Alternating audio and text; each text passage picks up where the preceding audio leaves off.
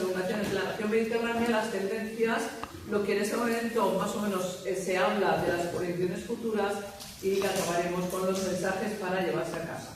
Bueno, no hay duda de que las inundaciones constituyen el desastre natural más importante en el mundo, ya no solamente en Cataluña, en España, que lo podríamos demostrar a partir de datos de muertos y del Consorcio de Compensación de Seguros, sino que aquí, por ejemplo, tenemos a escala mundial pues un 44% de estos desastres entre el periodo de 20 años 2000-2019 fueron debidos a inundaciones. Sabemos que las inundaciones, de todas formas, no van a depender exclusivamente de la meteorología, sino que van a depender de otros factores. ¿Cuál es la consecuencia?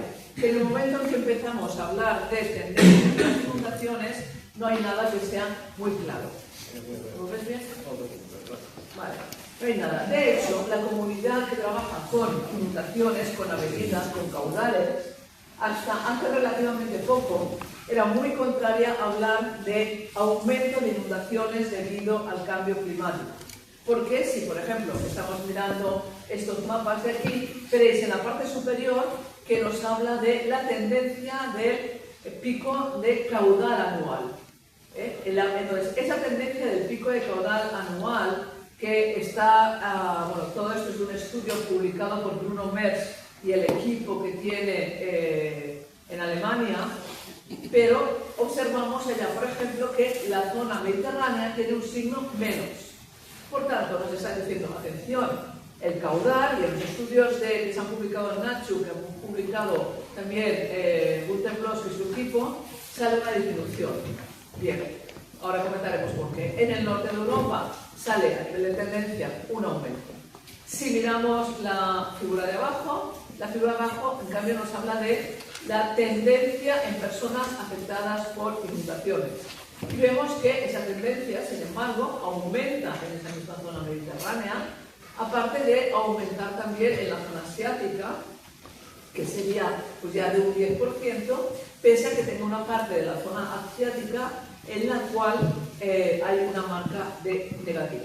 ¿Por qué motivo? Porque hay que ir con mucho cuidado, porque no es lo mismo analizar la tendencia del caudal máximo de un río anual que analizar la tendencia de las inundaciones.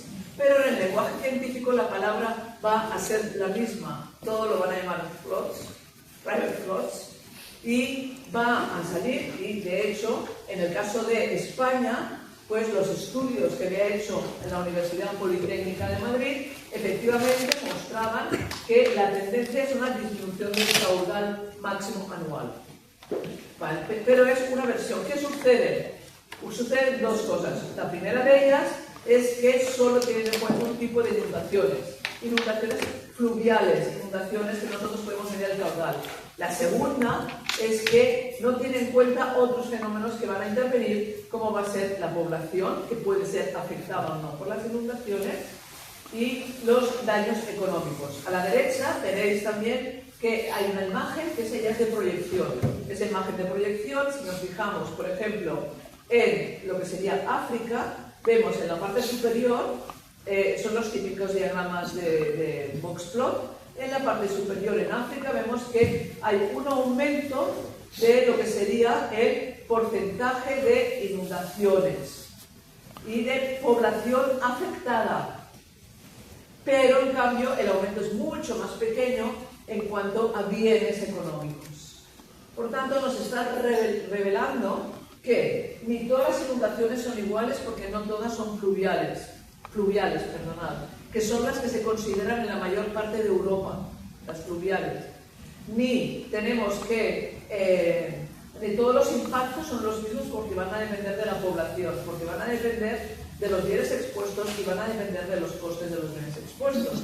Por tanto, ¿qué sucede? Sucede que si además le añadimos uno de los bienes expuestos, que en este momento es la principal que recibe de inundaciones, como pueden ser los coches, que tendréis esta imagen aquí, pues en este caso también el caso de Valencia, resulta que tenemos que elaborar mucho más la complejidad de que las inundaciones tienen que estar constituidas por lo que llamaríamos la exposición, la vulnerabilidad y la peligrosidad. Nosotros aquí, desde el sector meteorológico, tocamos una parte de la peligrosidad. Pero esa peligrosidad que veríamos en este dibujo de aquí, que veríamos como es el caso, por ejemplo, de estas nubes que están generando una lluvia, esa peligrosidad meteorológica se ha de integrar con una peligrosidad hidrológica. Y esa peligrosidad hidrológica ya va a depender en parte de acción humana, porque va a depender de la existencia o no de medidas hidráulicas que favorezcan o aumenten las inundaciones. Por tanto, la parte de peligrosidad ya es compleja, pero a su vez, esa peligrosidad, si tenemos una avenida fluvial en una zona, pues tenemos allá con casitas unifamiliares en que las personas no van a poder subir a una segunda planta en el caso de que suba el nivel del río, evidentemente es mucho más vulnerable que subiéramos edificios en que se va a poder subir a una tercera o una cuarta planta, o si la población es mayor, o si lo que tenemos son industrias. Todo esto lo que ha hecho es que actualmente la comunidad hidrológica haya abierto dentro de la Comunidad Mundial Hidrológica, abrió lo que llamamos la década Pantarrey. La década Pantarrey finalizó hace un año y medio más o menos, era la de IHS, es decir, International Association of Hydrological Science, y esa década Pantarrey lo que marcó fue la necesidad de trabajar también otros aspectos que no eran estrictamente hidrológicos, sino también trabajar aspectos que eran aspectos sociológicos, de tal forma que hoy en día se tiene que trabajar y se está trabajando ya en centros de investigación esencialmente constituidos por ingenieros, pero se está trabajando lo que llamaríamos la investigación plural, por así llamarla, en inundaciones, que tiene que integrar todos estos factores.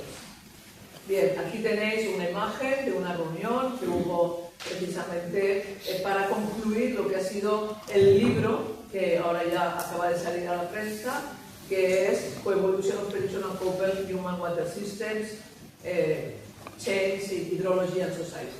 Es a raíz de esto donde se va a empezar a trabajar más en intentar separar los factores, que son los factores más de peligrosidad, que van a poder estar vinculados con el cambio climático, con otros factores que no lo van a estar tanto. Pero es que además, yo he comentado lo de las inundaciones, ¿no? No es lo mismo una inundación del Tajo.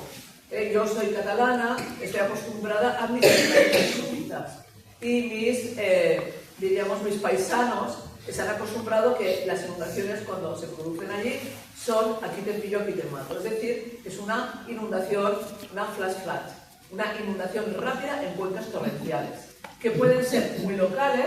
Aquí las veríamos en la parte de abajo, que habla de la intensidad y la duración, y lo veremos aquí porque ya están mirando el reloj, ya me pongo nerviosa. ¿Vale? Pero si miramos los tipos, veríamos que podemos tener estas inundaciones locales. Esta foto es del año 1996, la que tenéis ahí, fue de una inundación local que hubo en Barcelona, la última inundación en que murió una persona. ¿Vale? Y hoy en día ha habido muchísimo más escándalo en aquel momento porque no se predijo y no se tomó ninguna medida de alerta. No se predijo porque fue una cosa muy, muy local. No sé si José Luis, ¿estaba José Manuel por allí? ¿De Barcelona? En ese época. Bueno, entonces, las malas lenguas dicen que el observador se había ido a tomar un café. Bueno, sea como fuera, es la inundación súbita, instantánea, muy local, que puede dar daños, ¿vale? Daños, pero no como los que había en Valencia, sino rieras, ramblas puntuales. No llegan más de 1.000 litros por metro cuadrado, pero sobre todo en zona urbana puede ser peligrosa. ¿Qué sucede? Los estudios que yo os he mostrado antes, estas no las tienen en cuenta, para nada. Tampoco tienen en cuenta las que vienen a continuación, las que están en medio. Las que están en medio ya son inundaciones también súbitas, pero que pueden incluso dar lugar a desbordamientos fluviales.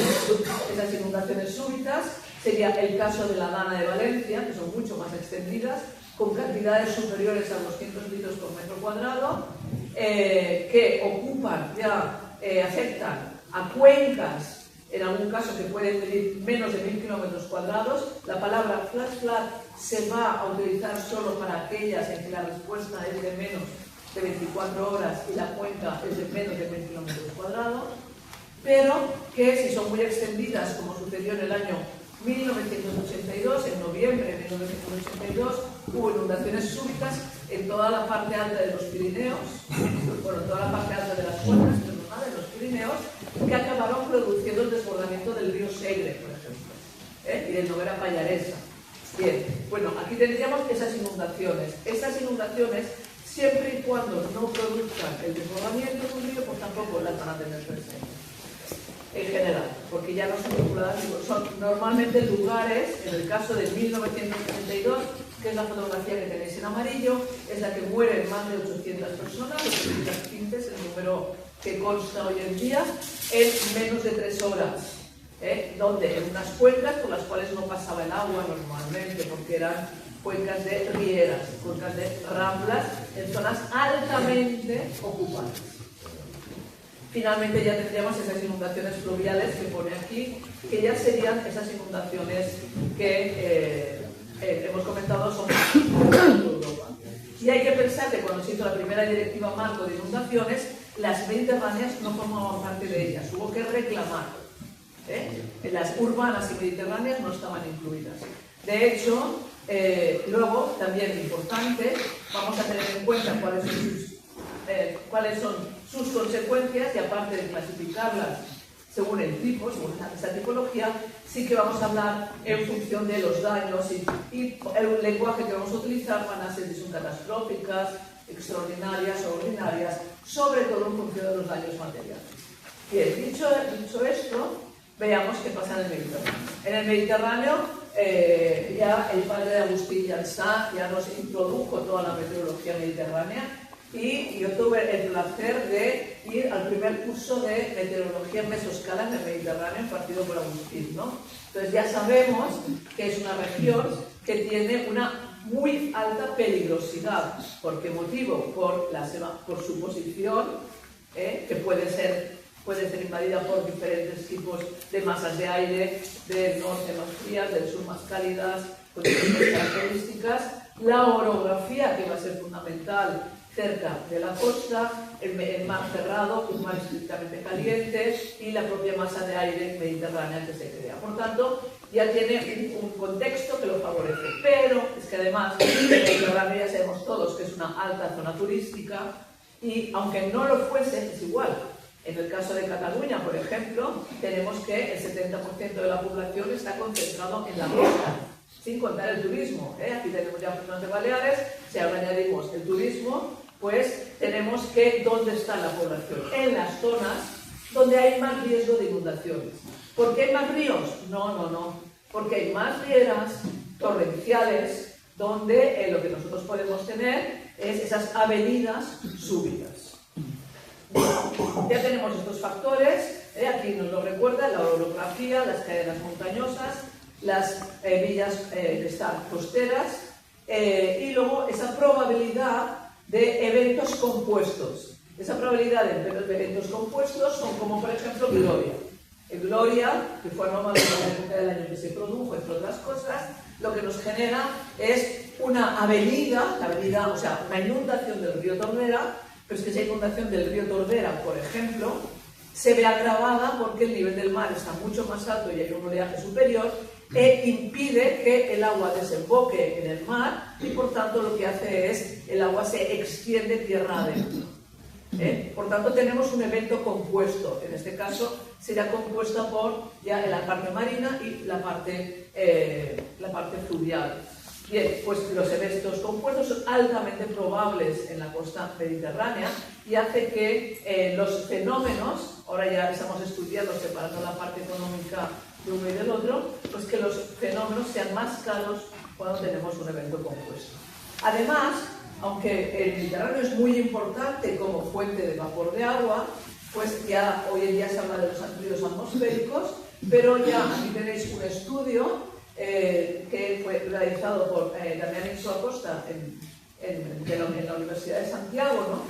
en el cual lo que tenemos aquí es que nos está mostrando, pues por ejemplo, un episodio, el episodio de febrero del año 1982 que tuvimos en Cataluña de inundaciones, de donde venía esencialmente la masa de agua. Y en contra de lo que esperábamos, había una gran parte, una gran proporción de esa masa de agua que venía de mucho más allá. De hecho, aquí tendréis una imagen en movimiento para cambiar de lugar, que ya no sería la parte española, sería en este caso la parte de Grecia. En este episodio que se produce en Grecia, podéis ver cómo viene la masa de agua que va a llegar allí, esa masa de aire húmedo, concretamente más de un 33 o un 33% del agua que llegó procedía del Atlántico. Eso será muy importante porque veremos que en los episodios, bueno, no lo vamos a ver aquí, en los episodios de la costa valenciana el porcentaje de masa mediterránea suele ser mucho mayor que en los episodios de lo que sería la parte de Cataluña o la parte del sureste de Francia. En este caso, solo el 29% venía de la región mediterránea. Y aquí, si no entraremos en detalle, pero fijaros, en el box plot lo que nos está diciendo es la cantidad de agua que procede del Mediterráneo en una selección de 160 episodios. Y veremos que esa cantidad del agua, en término medio, es del orden de un 35%. Por tanto, cualquier alteración, como esta mañana habéis preguntado, ¿no? Ha preguntado Ernesto, ¿qué pasa? Cuando ha preguntado qué pasaría, no hablemos de la parte termodinámica, sino de la parte dinámica. Claro, cualquier alteración dinámica va a ser muy importante con respecto a estas fuentes de vapor de agua, que hasta ahora sí que es verdad que en la literatura habían pasado un poco ocultas, porque realmente le dábamos un papel mucho más importante al Mediterráneo de lo que finalmente para algunas cosas tiene, porque es indudable todo el aspecto de la inestabilidad. Bien, esto por tanto nos está hablando de esa complejidad de esas inundaciones. ¿Qué sucede? Que cuando queremos analizar las tendencias,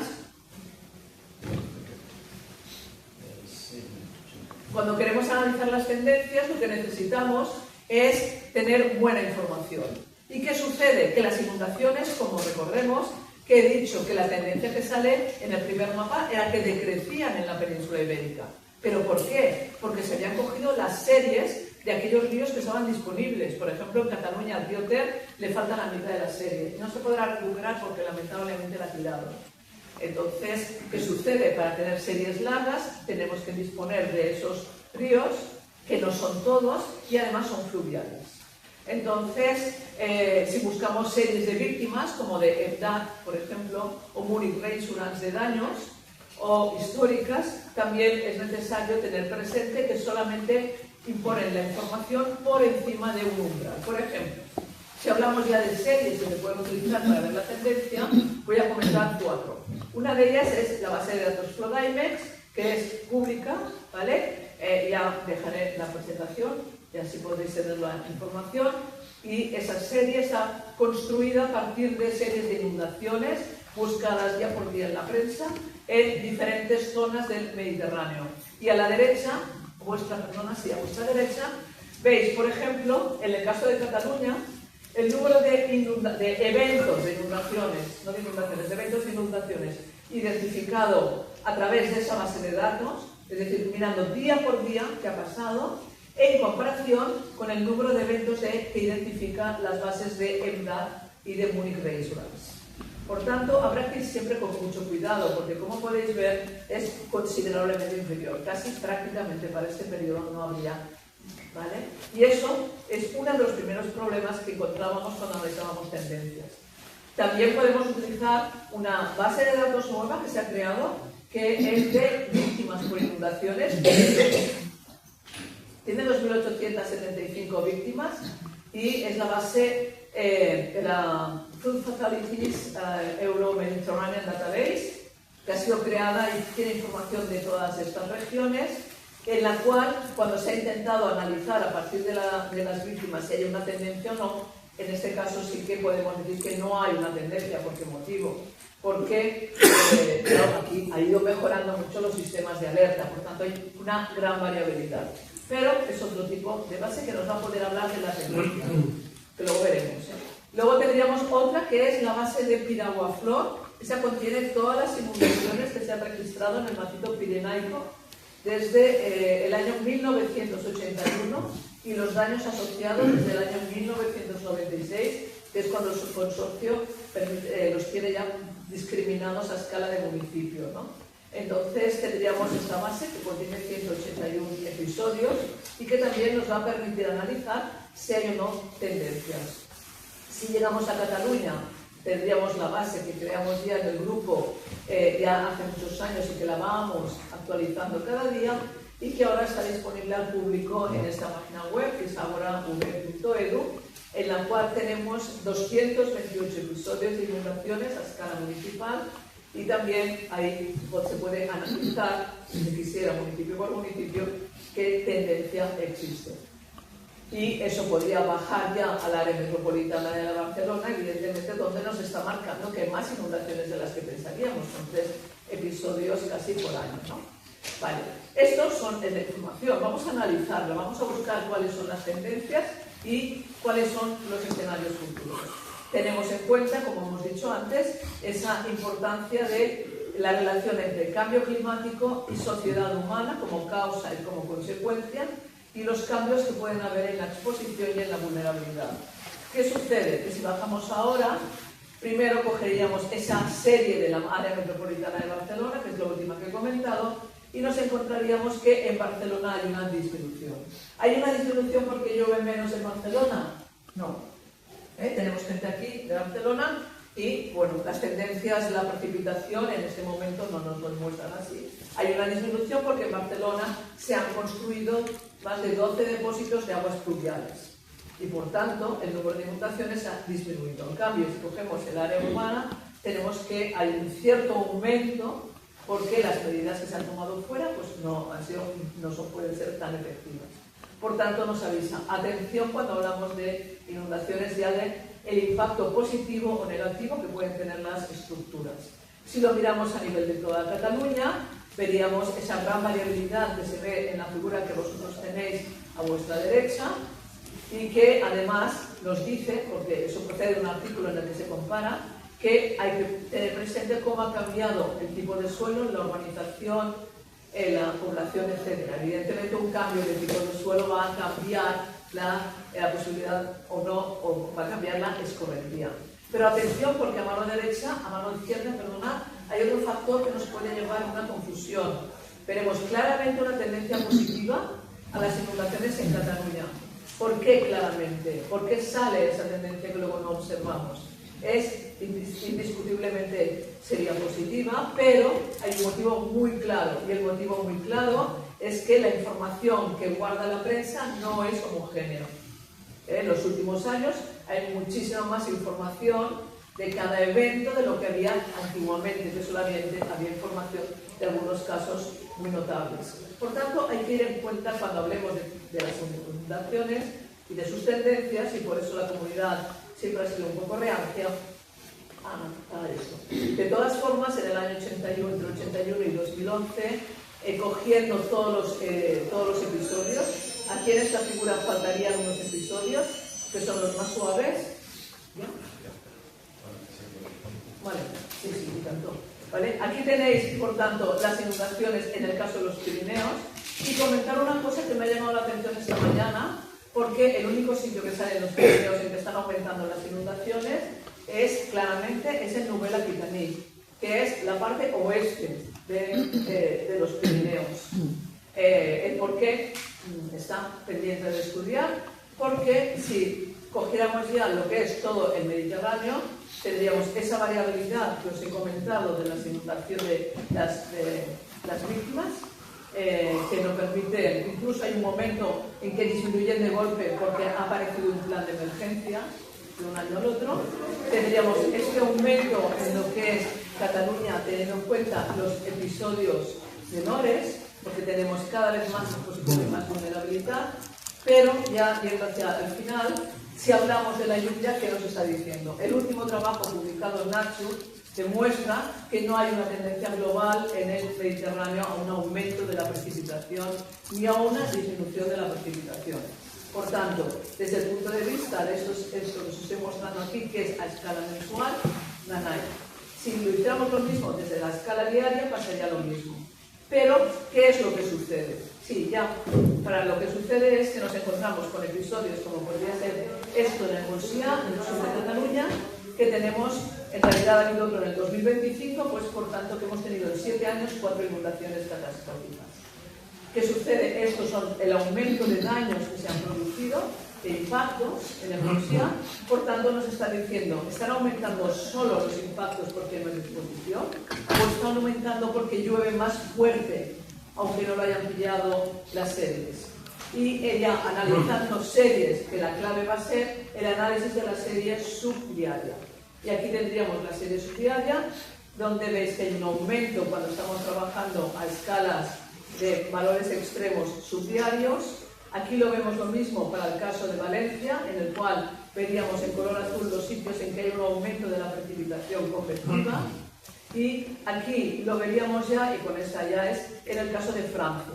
Y con esto finalizo porque fijaros, arriba es la precipitación, en este caso de Francia, sí que aplicando en este caso modelos que permiten la convección, los CPM, obtienen, bueno, en presente ahora es observación, pero están aplicando también en el futuro, obtienen que hay una intensificación de los fenómenos de lluvia. Pero esa intensificación no se marca en las crecidas. Volvemos, se trata de crecidas fluviales. Si miráis a mano izquierda, veréis que en general hay una disminución de episodios de crecida, pero hay un aumento de la magnitud, que es al final lo que encuentra en Francia, que está un paso por delante de nosotros en el tema hidrometeorológico, es decir, ya en la parte de la introducción de la hidrología. Lo que encuentra es que la respuesta de las cuencas no va a ser la misma para los fenómenos moderados que para los fenómenos muy intensos. Parecido a lo que ha comentado con el granizo antes José Luis. Entonces, encuentran que hay un aumento de la intensificación de los fenómenos más extremos, mientras de la intensificación, atención, de la avenida, de la crecida. Ya han metido el modelo. Y en cambio, de los fenómenos moderados hay una disminución. ¿Qué pasa? Que hay que tener en cuenta un factor muy importante, que también creo que se valdrá la pena tenerlo en cuenta en nuestra comunidad, que es la humedad del suelo. La humedad del suelo va a ser decisiva para las crecidas, ¿vale? Y aquí tendríais, como se ve que disminuye en estas imágenes de aquí, la humedad del suelo, ya utilizando ya los datos observados y los modelos que nos están dando el futuro. En estos modelos de futuro, si luego alguien quería lo miraremos más detenidamente, ya nos están marcando cómo aumenta lo que sería en el escenario 8.5, aumentan los valores medios de los valores más extremos, y aumenta lo que ellos consideran la rapidez, la flashiness. Y esto finalmente serían los escenarios para el caso de Valencia y de Cataluña, y el de Valencia es muy similar, los escenarios para aumento de episodios que producen grandes daños económicos en Cataluña, utilizando en este caso 7 salidas de modelos y analizando diferentes escenarios de aumento de temperatura. ¿Vale? Por tanto, ¿cuál es la cuestión? La cuestión en este momento, todo apunta a que, por un lado, tenemos un aumento de la exposición a nivel mundial y tenemos un aumento.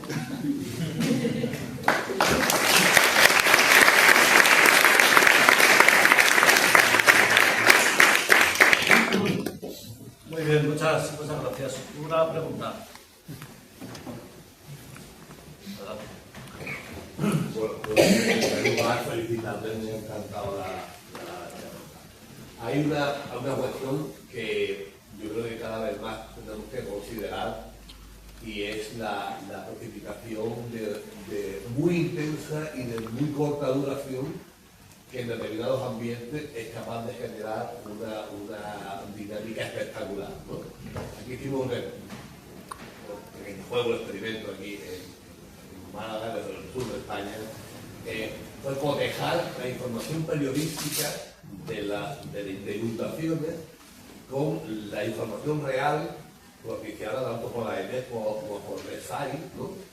Y veíamos como episodios de 15 minutos, de 20 minutos, de 5 minutos, eran capaces de generar algo que colocamos como participación geomorfológica, ¿no? Una participación que es capaz de movilizar, de crear cálcavas, si se salen ahora y miran el entorno de Málaga, van a ver montes por todos lados, esa red tan intrincada desde el punto de vista hidrográfico se convierte en una circunstancia muy peligrosa desde el punto de vista hidrológico, ¿no? Y creo que deberíamos, en la línea en la que tú vas, exactamente deberíamos profundizar, no ya en los grandes eventos, que por supuesto, en los eventos de más de 100 litros en 24 horas, claro, en los eventos de más de 60 litros en una hora, magnífico, pero hay una notificación, y por ahí tú estabas apuntando también, no te me ha gustado, es una notificación de muy corta duración, pero que tiene una extraordinaria capacidad de movilización, no solo de caudales, de correntías posteriormente, sino de suelo. Y aquí, en la foto que estamos viendo de los acontecimientos, las inundaciones peligrosas, el agua que vemos circulando no es agua destilada, es agua cargada de sedimentos y agua cargada de piedras, rocas, coches, lavadoras, frigoríficos, todo lo que pilla. Por lo cual, yo creo que eso también... Sí, nosotros nos ha sido esto de aquí, por ejemplo, aquí hemos cogido eventos que para cuando se hizo este estudio, más de 40 litros por metro cuadrado en poco tiempo, es igual, era coger el umbral y comprobar que en el futuro estos eventos aumenta, es decir, aquellos que ahora tenían 40, 50, en el futuro van a ser más intensos, y es el momento a partir del cual, por debajo de 40 litros por metro cuadrado en un día, no teníamos nada, porque normalmente en Cataluña cuando esto hace daño es porque se recoge muy poco tiempo. Y la anterior imagen, esta de aquí, es con precipitación convectiva, esta de aquí, ¿vale? En Valencia esta es a escala 5 minutales, porque son datos del SAI. Y esa es la que sale que está aumentando, y ahora queremos comprobarlo para una serie más larga. José Miguel tiene una pregunta. Media pregunta. Simplemente preguntarte, con toda la información que te has compartido, y te lo agradezco enormemente porque ha sido interesantísimo, si se está viendo una tendencia en ese cambio de componentes que históricamente se relacionan con las lluvias en el Mediterráneo, es decir, esa mayor cantidad de agua o de vapor de agua que no llega de la propia cuenca, sino que llega de otros lugares como puede ser el Atlántico, etc. Si eso hay una tendencia observada en base a la información que manejáis. Pues todavía no. Ajá. O sea, todavía no hay bastantes estudios sobre ello. O sea, sí, en ese caso de esos componentes sí, evidentemente está toda la parte termodinámica, que es indiscutible. Y el otro día hablábamos de lo que había pasado en enero con la gente experta ya en estratosfera y demás, y entonces sí que parece que hay un mayor aporte. Pero todavía si hay algún artículo, yo todavía no he podido leerlo, sobre que haya un aumento de ese aporte de masa de fuego. Muy bien.